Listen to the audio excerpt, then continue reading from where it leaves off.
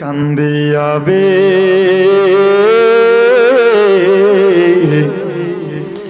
কুলরে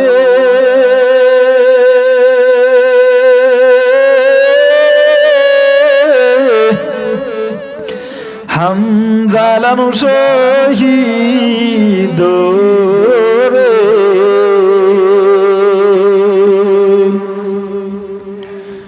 কলিজা সিরি ছেড়ে সেই জঙ্গে উহুদে নবীর সাহাবী ছিল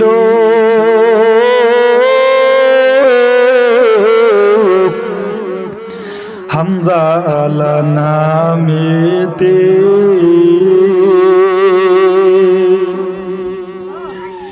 তিনি শহীদ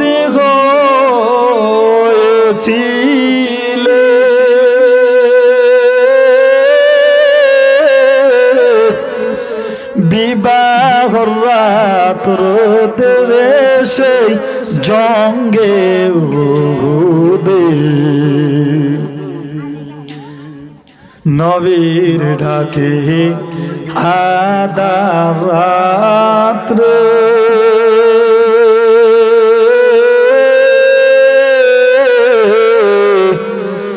কয়েক বিবির তরে রাত্রে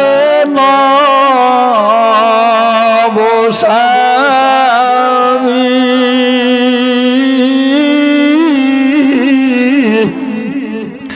সুপিলাম তো মারে সেই জঙ্গে উহুদে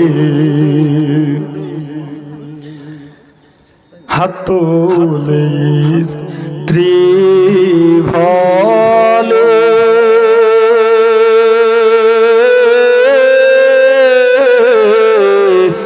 আল্লাহর দরবারে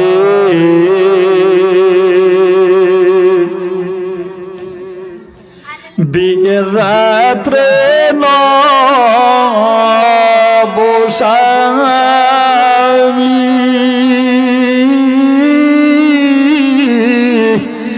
সুপিলাম তো মারে সেই জঙ্গে উহুদে যুদ্ধে গেলেন শহীদ হইলে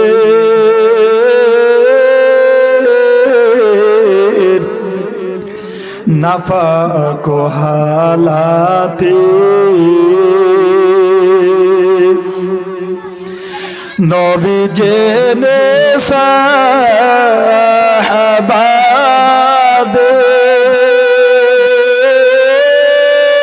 সাহাবাদের বলেন গোসল দিতে রে সেই জঙ্গে উহুদে অগ্নি গাইবি আওয়াজ নবীজি পাইলেন শুনিতে হামজালার গোসল হইবে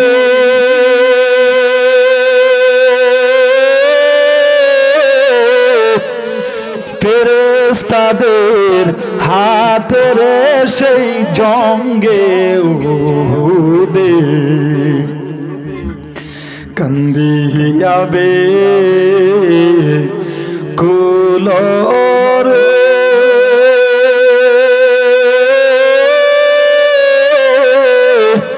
হামজালার শহীদ রে কলিজা বেঙ্গে সেরে সেই জঙ্গে উহুদে হাসিবতুম আন্নামা খলাকনাকুম আবাসা أفحسبتم أنما خلقناكم عبثا وأنكم إلينا لا ترجعون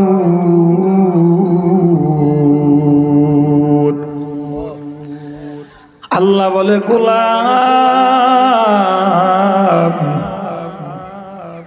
তুমি ভাবতেছো আমি আল্লাহ মনে হয় তোমাকে অনর্থক দুনিয়াতে পাঠাইলাম, তোমাকে আমি দুনিয়াতে পাঠাইলাম আর ওই পাঠানোর পিছনে কোনো কারণ নাই।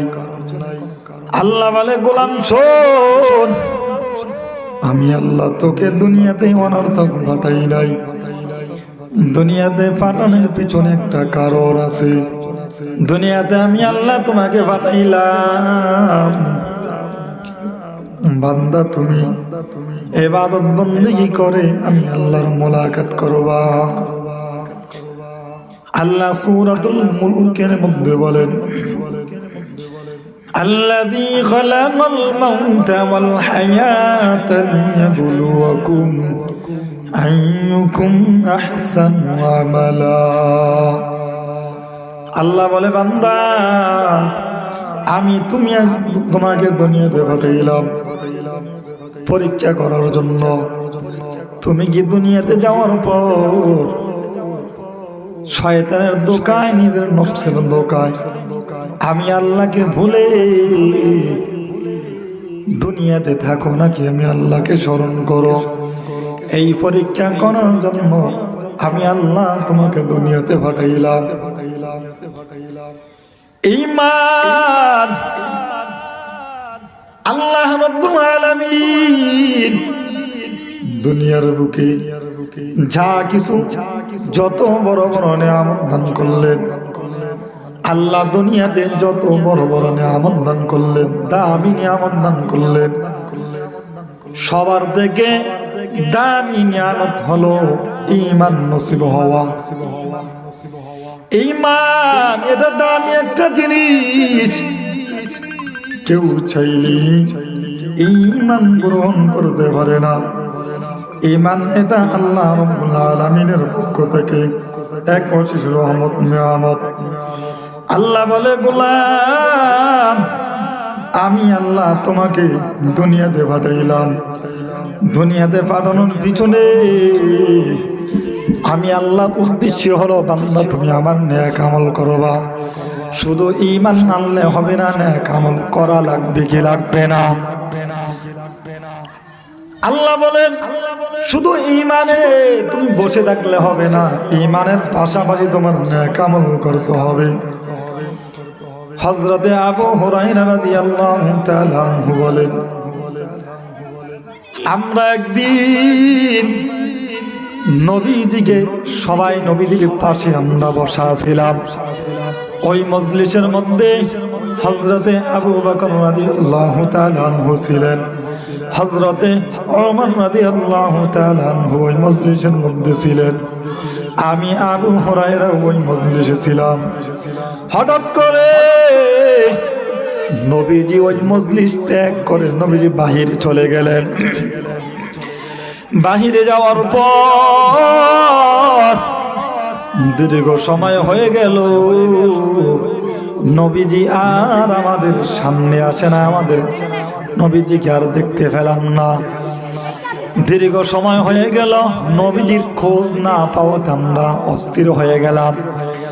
না জানি নবীজি আমাদের অনুপস্থিতিতে কোনো বিপদের মধ্যে পড়ে আছেন, না জানি ইহুদিরা নবীজিকে মনে হয় কোন রকমের কষ্ট দিতেছে, আক্রমণ করতেছে। আবু হুরায়রা রাদিয়াল্লাহু তাআলা আনহু এই চিন্তা ফিকির করে আবু হুরায়রা রাদিয়াল্লাহু তাআলা আনহু নবীজিকে খোঁজার জন্য রাস্তায় বের হয়ে গেলেন। নবীজিকে খোঁজার জন্য রাস্তায় বের হয়ে গেলেন। কোথায় পাওয়া যায় নবীজিকে? নবীজিকে কোথায় পাওয়া যায়? নবীজিকে খুঁজতেছে, খুঁজতে খুঁজতে এক পর্যায়ে বনি নাজ্জার গোত্রের একটা দেওয়ালের কিনারে চলে গেলেন। এখন দেওয়ালের মধ্যে, দেওয়ালের অপর পিঠে কিভাবে ঢুকবে? আবু হুরায়রা সাহাবী বলেন আমি চতুর্দিক দিয়ে পথ খুঁজতেছি, কোনো পথ পাই কিনা ওই দেওয়ালের অপর সাইডে যাব। হঠাৎ করে খুঁজতে খুঁজতে এক পর্যায়ে একটা পথ আমি পেয়ে গেলাম, কিন্তু পথটা ছিল অনেক ছোট সংকীর্ণ। আমি আবু হুরায়রা ওই পথ দিয়ে যে ডুববে আমার শরীর ডুববে না এমন চিভা ছিল, সংকীর্ণ ছিল। আমি যাই হোক অনেক কষ্ট করে ওই পথ দিয়ে আমি ওই বাগানের মধ্যে ঢুকলাম। বাগানের মধ্যে ঢোকার পর নবী আমার ডেকে বলে, রে আবু হুরায়রা, তুমি কি আবু হুরায়রা নাকি? নবী বলে, আবু হুরায়রা বলে, জি ইয়া রাসূলুল্লাহ, আমি হলাম আবু হুরায়রা, আপনার প্রিয় সাহাবী। নবী বলে, আবু হুরায়রা কেন কষ্ট করে এই বাগানের মধ্যে তুমি আসছো? আবু হুরায়রা বলে, পয়গম্বর, আপনি আমাদের মাঝে বসা ছিলেন, আপনি যখন আমাদের মাঝ থেকে হঠাৎ উঠিয়া চলে গেলেন, আমরা টেনশনে পড়ে গেলাম। মনে হয় আপনি না জানি কোন বিপদের মধ্যে পড়ে আছেন, এজন্য আমি আবু হুরায়রা আপনাকে খোঁজার জন্য বের হয়ে গেলাম। নবী আমার, আমি আপনাকে খুঁজতে খুঁজতে এই পথে এখানে আসলাম। নবী বলে, আবু হুরায়রা, তুমি যেহেতু এই আমার সামনে আসলা, আমার কাছে আসলা, তবে আবু হুরায়রা আমি নবী তোমাকে একটা দাওয়াত, একটা সংবাদ শুনিয়া দেই, একটা সংবাদ আমি তোমাকে বলিয়া দেই। এই সুসংবাদ তুমি উম্মতের মধ্যে ছড়াইবা, উম্মতদেরকে জানাইবা। এই সুসংবাদ তুমি উম্মতদেরকে দাওয়াত দিবা, শোনাইবা। আবু হুরায়রা বলে, পয়গম্বর বলেন কি সেই সংবাদ? নবী আমার বলে, রে আবু হুরায়রা, তুমি যখন এই দেওয়াল থেকে, এই বাগান থেকে বের হয়ে সামনে যাইবা, রাস্তার মধ্যে তুমি যখন যাইবা, তোমার সঙ্গে যেই উম্মতের সঙ্গে সাক্ষাৎ হয়ে যাবে, তোমার সাথে যার সাথে সাক্ষাৎ হয়ে যাবে, তুমি তাকে এই দাওয়াত দিয়ে দিবা। বলে, কি দাওয়াত? নবী বলে, আবু হুরায়রা, তুমি উম্মতদেরকে সংবাদ দিবা যে এই কথার স্বীকৃতি দিবে যে আল্লাহ ছাড়া কোনো মাবুদ নাই, অর্থাৎ লা ইলাহা ইল্লাল্লাহ, আল্লাহ ছাড়া কোনো মাবুদ নাই। এই কথার স্বীকৃতি, এই কথা যে গ্রহণ করবে তাকে তুমি এই সুসংবাদ শুনিয়ে দিবা। বলে, যে বলবে আল্লাহ ছাড়া কোনো মাবুদ নাই, আল্লাহ এক, অদ্বিতীয়, আর কেউ নাই। ও আবু হুরায়রা, যে এই কথা গ্রহণ করবে, স্বীকৃতি দিবে, যে এই কথাটা মানবে, তুমি তাকে সুসংবাদ দিবা। বলে, কি সুসংবাদ? তার জন্য বলে দিবা যে বলবে আল্লাহ ছাড়া কোনো মাবুদ নাই, ওই বান্দার জন্য আল্লাহর জান্নাতের সুসংবাদ দিয়ে দিবা। সুবহানাল্লাহ। ও আবু হুরায়রা, যে উম্মত বলবে আল্লাহ ছাড়া কোনো মাবুদ নাই, ওই উম্মতকে বলে দিবা তার জন্য আল্লাহর জান্নাতের সুসংবাদ। আবু হুরায়রা বলে, পয়গম্বর ঠিক আছে। আবু হুরায়রা বলে, পয়গম্বর আপনি যদি আমাকে দলিল হিসাবে কিছু দিতেন তাহলে তো উম্মত আরো ভালো করে গ্রহণ করতেন। নবী বলে, আবু হুরায়রা,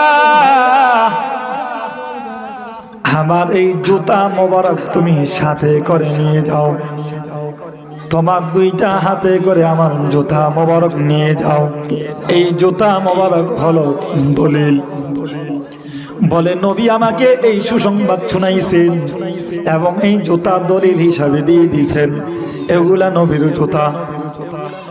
নবীদের জুতা মোবারক সাথে নিয়ে আবু হুরায়রা রওনা করলেন, রাস্তায় বের হয়ে গেলেন।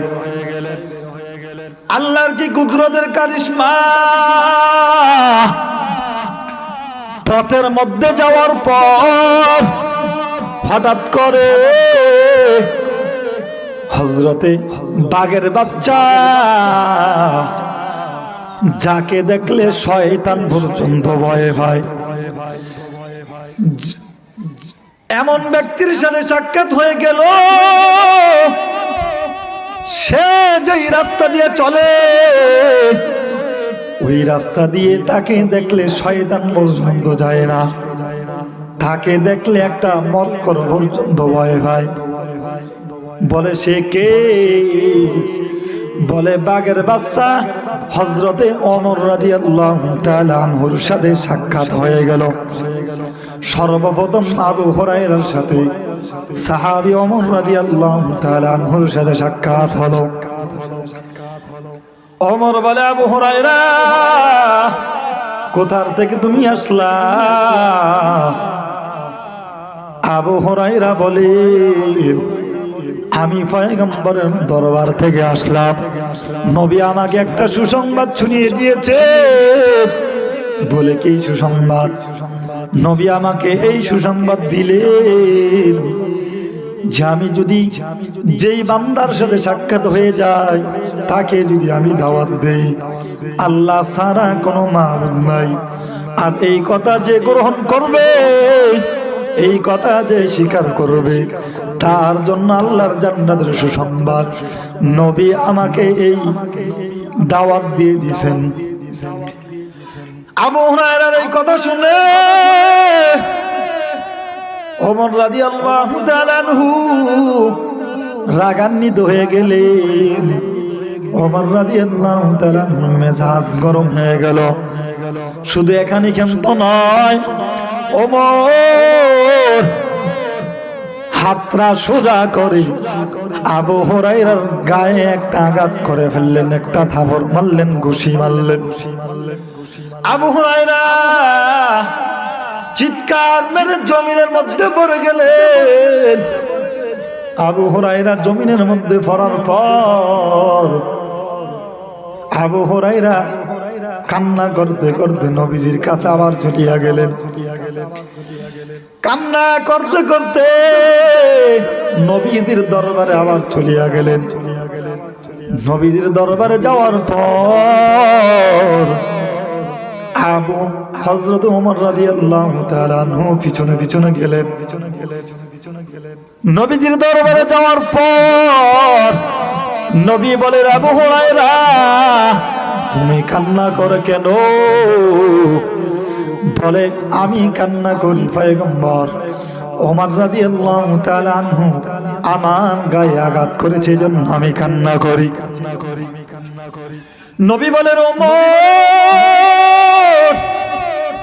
তুমি কি আবু হুরায়রার গায়ে আঘাত করেছো? ওমর রাদিয়াল্লাহু তাআলা আনহু বলে, পয়গম্বর, জি, আমি আবু হুরায়রার গায়ের উপরে আঘাত করলাম। বলে, কেন আঘাত করেছো? নবী, আপনি কি আবু হুরায়রাকে বলছেন যে বলবে, এই কথার স্বীকৃতি দিবে আল্লাহ ছাড়া কোনো মাবুদ নাই, তাকে জান্নাতের সুসংবাদ শোনাবার জন্য? নবী বলে, ওমর, হ্যাঁ, আমি এই দাওয়াত আমি আবু হুরায়রাকে দিয়েছি। ওমর বলে, পয়গম্বর, আপনার পায়ে আমার জীবন, আমি হাত জোর করে আপনাকে বলতেছি, পয়গম্বর, দয়া করে আপনি উম্মতদেরকে এই সুসংবাদ দিয়েন না। বলে কেন? ওমর বলে পয়গম্বর, উম্মত যদি শুনে, সে যদি কালেমার স্বীকৃতি দেয় অর্থাৎ ঈমান আনে, তাহলে তো সে যদি এই সংবাদ শোনে আল্লাহ ছাড়া কোনো মাবুদ নাই, কালেমার স্বীকৃতি দেয়, তার জন্য জান্নাত, জান্নাতের সুসংবাদ, তাহলে তো ওই বান্দা আর আমল করবে না, বান্দা আমল ছেড়ে দিবে, বান্দা ঈমান আনার উপরে ক্ষান্ত থাকবে, আমল করবে না। ও পয়গম্বর, আপনি দয়া করে উম্মতদেরকে এত সহজ সংবাদ শোনাইবেন না। বলে কি উমর, কি বলতাম? উমর রাদিয়াল্লাহু তাআলা আনহু বলেন, পয়গম্বর, আপনি উম্মতদেরকে আল্লাহ ছাড়া কোনো মাবুদ নাই ঈমান আনার পাশাপাশি আপনি উম্মতদেরকে এই সুসংবাদে দাওয়াত দেন যে ঈমান আনার পাশাপাশি নেক আমল করবে। বল সবাই জোরে জোরে বলেন, কি আমল? কথা বলে না। ঈমান আনার পাশাপাশি যদি আমল করতে হবে, ঈমান আনার পাশে ঈমানও আনবে, আমলও করবে। যে উম্মত ঈমান আনবে এবং আমল করবে, ওই উম্মতের জন্য আপনি নবী জান্নাতের সুসংবাদ শুনিয়ে দেন। লা ইলাহা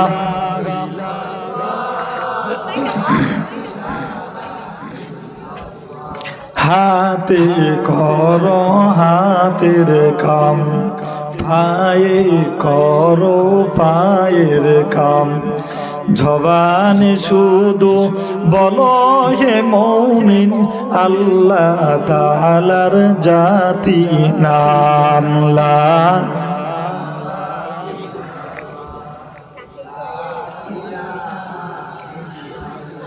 জোরে লা ইলাহা ইল্লাল্লাহ।